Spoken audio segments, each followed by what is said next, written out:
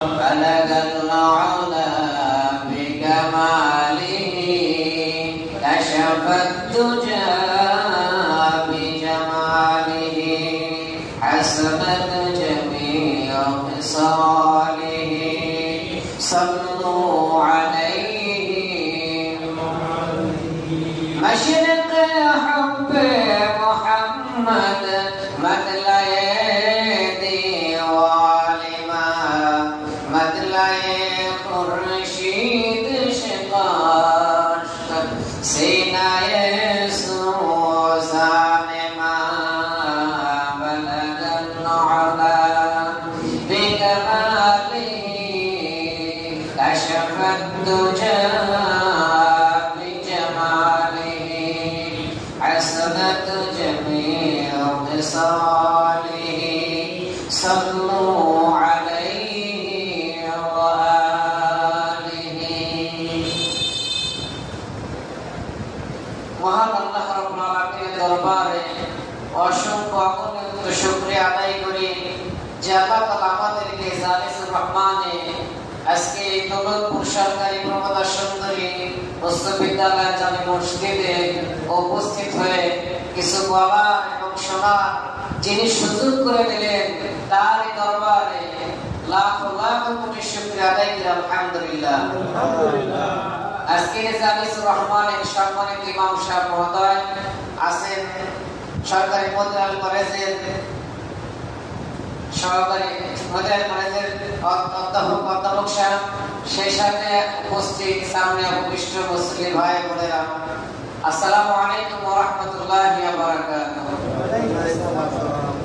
আমরা জানি আজ 12 রবিউল আউয়াল রোজ সোমবার, মহানবী হযরত মুহাম্মদ মুস্তাফা সাল্লাল্লাহু আলাইহি ওয়াসাল্লামের আজকের এই শাহাদাত বার্ষিকী বা ওফাত দিবস বা মৃত্যু বার্ষিকী।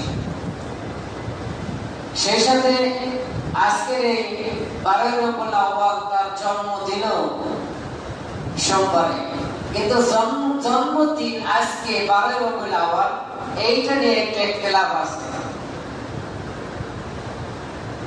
মত আসছে অনেকগুলো। এক মত আসছে রবিউল আউয়ালের 2 তারিখে মুহাম্মদ মুস্তাফা সাল্লাল্লাহু আলাইহি ওয়াসাল্লাম জন্মগ্রহণ করেন, সেদিন ছিল সোমবার। অনেক মত আসছে হুজুর পাক সাল্লাল্লাহু আলাইহি ওয়াসাল্লাম জন্মগ্রহণ করেছেন 8 তারিখে, সেদিনও ছিল সোমবার। আবার আরেক মত আসছে 9 তারিখ, সেটাও হতে পারে সোমবার। আরেকটা মত আসছে 12 তারিখ রবিউল আউয়াল সোমবার। হুজুর আকরাম সাল্লাল্লাহু আলাইহি ওয়াসাল্লামকে সাহাবায়ে কেরাম প্রশ্ন করেছিলেন, ইয়া রাসূলুল্লাহ, আপনি প্রতি সোমবার রোজা রাখেন কেন? রাসূল পাক সাল্লাল্লাহু আলাইহি ওয়াসাল্লাম বলতেছেন, এদিন আমার জন্মদিন, এইজন্য আমি রোজা রাখি। কিন্তু আমরা যারা এখানে হাজির আছি, আমাদের জন্মদিন কোনবার আমরা ভুলেই গেছি কিনা সেটাই বড় ব্যাপার। আর ওই জন্মদিনে রাসূল পাক সাল্লাল্লাহু আলাইহি ওয়াসাল্লাম রোজা রাখতেন। আজকে যদি আমরা 12 রবিউল আউয়াল পালন করা আমাদের জন্য অত্যন্ত গুরুত্বপূর্ণ, তা ঠিক আছে, কিন্তু একটা রোজা রাখলে ভালো হতো না? সবচেয়ে ভালো হতো, কারণ তার জন্মদিনে তিনি রোজা রাখছেন। আর রাসূল পাক সাল্লাল্লাহু আলাইহি ওয়াসাল্লাম একই দিনে 12 রবিউল আউয়াল সোমবার তিনি দুনিয়া থেকে বিদায় গ্রহণ করেন। এই 12 রবিউল আউয়াল সোমবারে কোনো সন্দেহ নেই।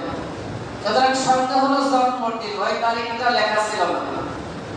আর এটা তো সেই সাহাবাদের জামানা, এখানে লেখা আছে, কোনো সমস্যা নেই। 12 রবিউল আউয়াল সোমবার রাসূল পাক সাল্লাল্লাহু আলাইহি ওয়াসাল্লাম এই পৃথিবী থেকে বিদায় নেন।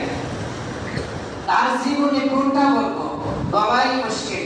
এত এক কথায় আল্লাহ তাআলা ছেড়ে দিয়েছেন, ওয়া ইন্নাকা লাআলা খুলুকিন আযীম, আমি তার ভিতরে উত্তম আখলাককে জমিনে পাঠিয়ে দিয়েছি। সুবহানাল্লাহ।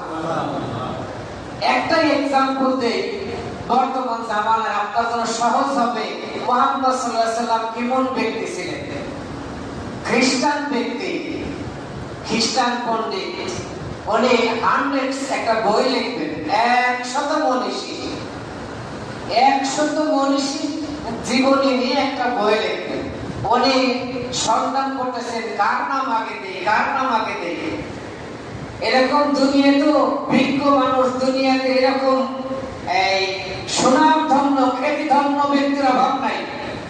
সেগুলো ওনার চিন্তা চেতনা হলো 100 মানুষের একটা জীবনী এক জায়গায় করবো, এটা আমার স্মৃতি হিসেবে থেকে যাবে, এটা আমাকে যখন স্মরণ করবে যে না আমি কাজটা করে যেতে পেরেছি।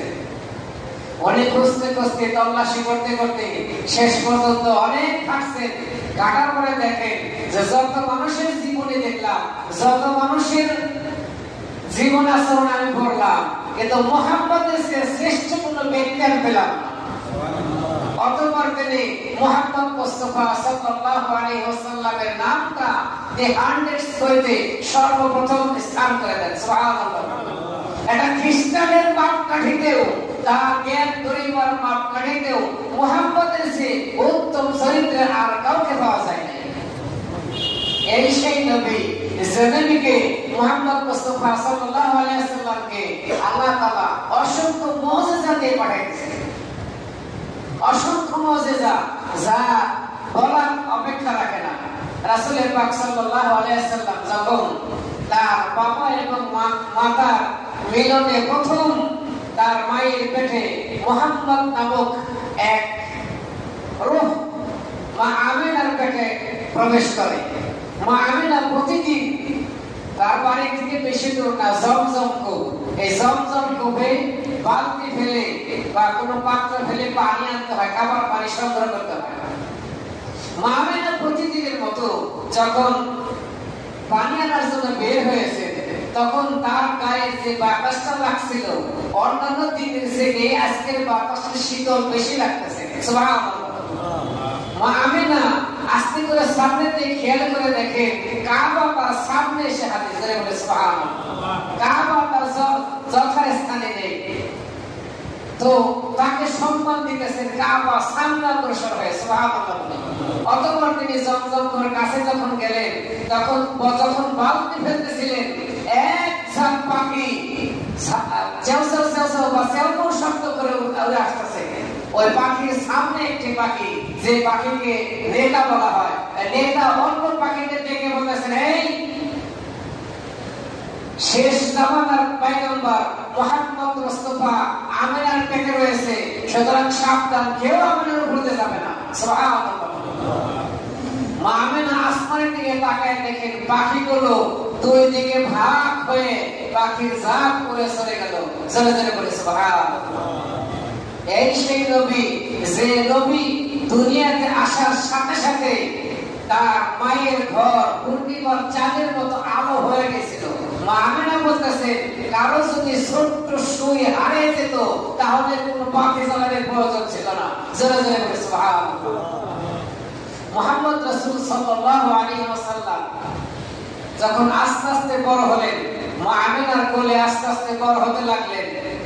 বড় হতে হতে অবশেষে যখন 6 বছর বয়সে অবতীর্ণ হলেন, তখন তিনি মাঠে খেলা দেখতে যাইতেন। আমরা তো অনেকে খেলায় অংশগ্রহণ করি, মুহাম্মদ সাল্লাল্লাহু আলাইহি ওয়াসাল্লাম খেলায় অংশগ্রহণ করেন না। অংশগ্রহণ না করে খেলা দেখতে তিনি পছন্দ করতেন, খেলায় অংশগ্রহণ করা তার পছন্দ ছিল না।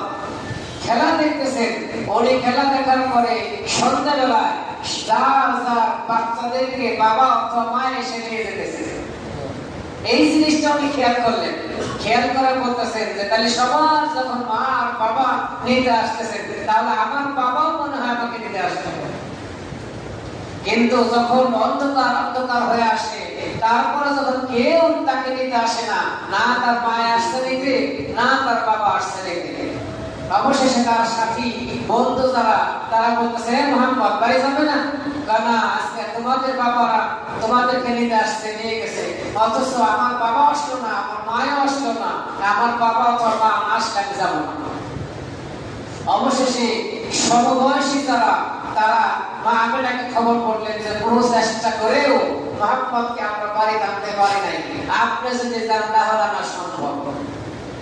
অতঃপর মা আমিনা মুহাম্মদ সাল্লাল্লাহু আলাইহি ওয়াসাল্লামের কাছে এসে বলতেছেন, বাবা চলো যাই। কয় না, আমার আব্বা আসছে, আমি যাব, আমার আব্বার কোলে চলে আমি যাব, কারণ সবাই যার যার বাবা এসে কোলে করে নিয়ে গেছে, আমাকে কেউ নিতে আসে নাই। রাসূল পাক সাল্লাল্লাহু আলাইহি ওয়াসাল্লাম মা আমিনাকে স্পষ্ট বলে দিলেন না। অতঃপর অবস্থা বেগতি দেখে মা আমিনা বললেন, ঠিক আছে, আজই তোমাকে তোমার বাবার কাছে নিয়ে যাবো, চলো। একথা বলার পরে বাড়ি নিয়ে গেছে, বলতেছে যে রাত্রিবেলায় যাওয়া সম্ভব না বাবা, আজকের মতো ঘুমাও, আগামীকাল সকালে তোমার বাবার কাছে নিয়ে যাবো। অতঃপর পরের দিন সকালে দাদা আব্দুল মুত্তালিবের অনুমতি নিয়ে মা আমিনা চলে গেলেন মুহাম্মদ সাল্লাল্লাহু আলাইহি ওয়াসাল্লামের বাবার কাছে। দীর্ঘ পথ অতিক্রম করার পরে একটি কবরের পাশে দাঁড় করে দিয়ে বলতেছেন, এই যে তোমার সেই বাবা এখানে ঘুমিয়ে আছে, তুমি ডাকো, তোমার বাবা উঠে তোমার সাথে কথা বলবে। তুমি তোমার বাবাকে ডাকো। মুহাম্মদ সাল্লাল্লাহু আলাইহি ওয়াসাল্লাম আব্বা আব্বা বলে, বাবা বাবা বলে বারবার ডাকার পরেও কোনো ডাকায় কেউ সাড়া দেয় না। তখন মনে হইতেছিল আসমান আর জমিন ভেঙে পড়ে, এরকম অবস্থা। কোল কায়নাত এমনকি ফেরেশতাগুলো আমার মনে হয় সেদিকে চোখের পানি দেখতে পাচ্ছিলেন না। কান্না রোল হয়ে গেল, আশপাশে লোকজন জড়ো হয়ে গেল। অনেক লোক জড়ো হওয়ার পরে এত এত বিনয় করে কে তাদের সামনে দেখিয়ে দেয়। এমন সময় এক ইহুদি এসে দেখে ছোট্ট একটা বালক, এত সুন্দর চেহারা, এই কবরের পাশে দাঁড়িয়ে রয়েছে। ওনার সন্দেহ হয়েছে এই সেই মুহাম্মদ তো না, যে মুহাম্মদ হত্যা করার জন্য আমি হন্যা হয়ে পড়তেছি। আস্তে করে কাছে যে জিজ্ঞাসা করি না ইনি কে। আস্তে করে তার তথ্য নেওয়ার পর দেখা গেল এই সেই মুহাম্মদ যিনি আব্দুল্লাহর ছেলে। আরে আব্দুল্লাহ এখানে ঘুমিয়ে আছে। ইহুদি চিন্তা করলে এই না মুহাম্মদ, একে হত্যা করার জন্য সর্বক্ষণ আমার কাছে ছুরি থাকে, তলোয়ার থাকে, আজকে তো অনায়াসে পেয়ে গেছি।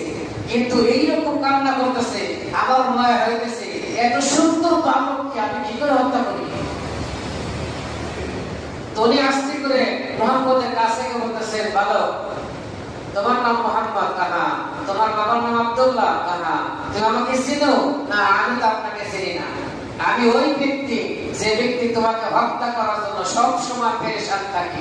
আজকে পাখি আমার সামনে বেঁচে গেছে, কিন্তু তোমার এত সুন্দর চেহারা আর তোমার এই করুণ অবস্থা, তোমার কান্না দেখে আমার মায়া হয়ে গেছে। তুমি অতি তাড়াতাড়ি এখান থেকে সরে যাও। আমি তোমাকে ক্ষমা করলেও আমার সঙ্গী সাথী যারা আছে তারা যদি পেয়ে যায় তোমাকে সাথে সাথে কতল করে ফেলবে। মুহাম্মদ সাল্লাল্লাহু আলাইহি ওয়াসাল্লামকে মা আমিনা এই শব্দ শুনে আর বিলম্ব না করে, কাল বিলম্ব না করে তার ছেলেকে নিয়ে বাড়ি প্রত্যাবর্তন করার জন্য প্রস্তুতি নিয়ে রওনা হয়ে গেলেন। প্রতিমধ্যে রাস্তার মাঝামাঝি জায়গায় মা আমিনার গায়ে প্রচন্ড জ্বর এসে যায়। এমন জ্বর যে উম্মে আইমান তার সাথে ছিলেন। বাড়ির কাছের মেয়ে উম্মে আইমান কাছে ছিল। উম্মে আইমান তাকে যথেষ্ট সেবা যত্ন বা তার মাথায় পানি দেওয়া, তার কপালে ভিজা পট্টি দেওয়া থেকে শুরু করে সর্বপ্রকার জ্বরের চিকিৎসা যা আছে সাময়িক যা তা করলেন, কিন্তু কোনোভাবেই জ্বর উপশম হলো না। অবশেষে কিছুক্ষণ পরে মৃত্যুর করে ঢলে পড়লেন মা আমিনা। ইন্না লিল্লাহি ওয়া ইন্না ইলাইহি রাজিউন। এতিম হয়ে গেলেন।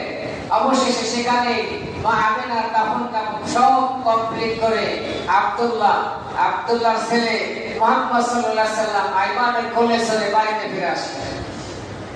বলতেছিলাম সেই মুহাম্মদ সাল্লাল্লাহু আলাইহি ওয়াসাল্লাম যিনি এতিম অবস্থায় এই ইসলাম প্রচার করতেছিলেন, আর আল্লাহ তাআলা তাকে জানিয়ে দিয়েছিলেন যে আল্লাযী আনকাদা যহরা, আমি আপনার কাছ থেকে বোঝা সরিয়ে দিয়েছি। জোরে বলে সুবহানাল্লাহ।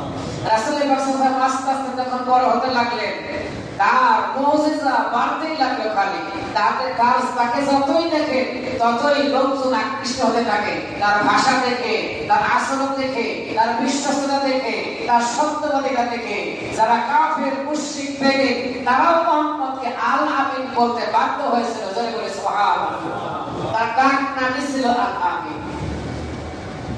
এই আল আমিন যখন 40 বছর বয়সে অবতীর্ণ হলেন, যখন তার কাছে ওহী আসলো, ইকরা বিসমি রাব্বিকাল্লাযী খালাক খালাকাল ইনসানা মিন আলাক ইকরা ওয়া রাব্বুকাল আকরাম আল্লাযী আল্লামা বিল কলম আল্লামাল ইনসানা মা লাম ইয়ালাম ইকরা বিসমি রাব্বিকাল্লাযী খালাক খালাকাল ইনসানা মিন আলাক। এই সূরা আলাকের 5 আয়াত মুহাম্মদ সাল্লাল্লাহু আলাইহি ওয়াসাল্লামের কাছে হেরা গুহায় সর্বপ্রথম নাযিল হয়। জোরে বলে সুবহানাল্লাহ। যখন নবুয়ত পেয়ে গেলেন, দ্বীনের দাওয়াত শুরু করে দিলেন, তখনই তিনি এই আলামিন ঠিকই আছে, কিন্তু তাকে কাফের মুশরিকরা আর গ্রহণ করতে পারল না বা সহ্য করতে পারল না। তারা তার শত্রুতে পরিণত হয়ে গেল। অথচ নবী করিম সাল্লাল্লাহু আলাইহি সাল্লাম তখনও দ্বীনের দাওয়াত থেকে কখনোই মাহরুম হন নাই, কখনো বঞ্চিত হন নাই, সবসময় দ্বীনের দাওয়াত চালিয়ে গেলেন। কাফের মুশরিক ইহুদিরা নাসারারা চিন্তা করলো মুহাম্মদকে এখনই ফিরানো লাগবে, নসিহত ওকে ফিরানোর ক্ষমতা কারো থাকবে না। তাকে অফার দেওয়া হলো, এই মক্কা এবং মদিনার রাজত্ব তোমাকে দেওয়া হবে। মক্কা এবং মদিনা আরব জাহানের সবচেয়ে সুন্দর রমণী তোমাকে বিবাহ করে দেওয়া হবে। তারপরেও তুমি এই দ্বীনের দাওয়াত কালিমা লা ইলাহা ইল্লাল্লাহু মুহাম্মাদুর রাসূল সাল্লাল্লাহু আলাইহি ওয়াসাল্লাম এই দাওয়াত ছেড়ে দাও। রাসূল পাক সাল্লাল্লাহু আলাইহি ওয়াসাল্লাম বললেন, আমার এক হাতে যদি সূর্য এলাও আর এক হাতে যদি চাঁদ এলাও, তথাপি আমি মুহাম্মদ দ্বীনের দাওয়াত থেকে নড়চড় হব না। জোরে বলে সুবহানাল্লাহ। এই সেই নবী যিনি দ্বীনের জন্য উহুদের ময়দানে ডাক ডেকেছিলেন, যিনি দ্বীনের জন্য তায়েফের ময়দানে কাফের মুশরিকদের ছেলেদের পাথরের আঘাতে ক্ষত বিক্ষত হয়ে রক্ত দিয়ে তার জুতা মুবারক পর্যন্ত আটকে গিয়েছিল, সেই কষ্টের ইসলাম আজ আমরা পেয়েছি। আমরা যেমনি ইসলামকে আমরা কি করতেছি, যার যার সুবিধা মতো মত আর পথ পাতে ইসলামকে যার যার সুবিধা মতো নিয়ে নিয়েছি। বলে নাউজুবিল্লাহ। পীর দরবারে যারা আছে, পীরেরা বলতেছেন এক সাইড, তাবলীগ জামাতে যারা আছেন তারা বলতেছেন একদল, জামাত ইসলামী বা রাজনৈতিক দলগুলো বলতেছেন অন্যদিকে। সুতরাং কারো গ্রুপের সাথে, কারো দলের কথার সাথে কারো মিলতেছে না, না মিলতেছে। তাবলীগ জামাতে যারা আছেন তারা যে দ্বীনের দাওয়াত দিতেছে, আবার পীর মুর্শিদ যারা আছেন তারা যেভাবে দ্বীন প্রচার করতেছে, ইসলামে রাষ্ট্রে ইসলাম কায়েম করার জন্য দলীয় ইসলামী রাজনৈতিক দলগুলো যেভাবে আলাপ আলোচনা, যেভাবে কথা বলতেছে, দ্বীন পক্ষে হুবহু মিল পাইতেছেন কি? মিল পাইতেছেন না। তাহলে এই হুজুর পাক সাল্লাল্লাহু আলাইহি ওয়াসাল্লাম এরকম পার্থক্য করে গেছেন ইসলাম, যে যারা রাজত্ব কায়েম করার জন্য, কোরআনের রাজ, কোরআনের শাসন, রাষ্ট্রের পরিচালনার জন্য তারা এরকম কথা বলবে, আর শুধু কালেমা পড়ে মসজিদে ঘোরার দল এরকম বলবে, আর যারা পীর মুর্শিদি করবেন, জিকির আজকারের লোকজন এগুলো বলবেন, এরকম আলাদা আলাদা হাতি বাতার মাসে না আছে না, এরকম কিছু না। বরং যতদিন পর্যন্ত রাষ্ট্রে ইসলাম কায়েম না হবে ততদিন পর্যন্ত আপনি আর আমি নিরাপদ নয়, কখনোই না, কেউ ছিল না, থাকতেও না কখনো। বলে কোরআনের রাজ যদি কায়েম না হয়, কোরআন দ্বারা যদি রাষ্ট্র পরিচালিত না হয়, সে রাষ্ট্রে কখনো নিরাপত্তা আসতে পারে না। এজন্য কোরআনের রাজ কিভাবে কায়েম হবে, সেই ফিকির, সেই চিন্তা চেতনা, সেই রকম মুজাহিদা আপনাদেরই করতে হবে।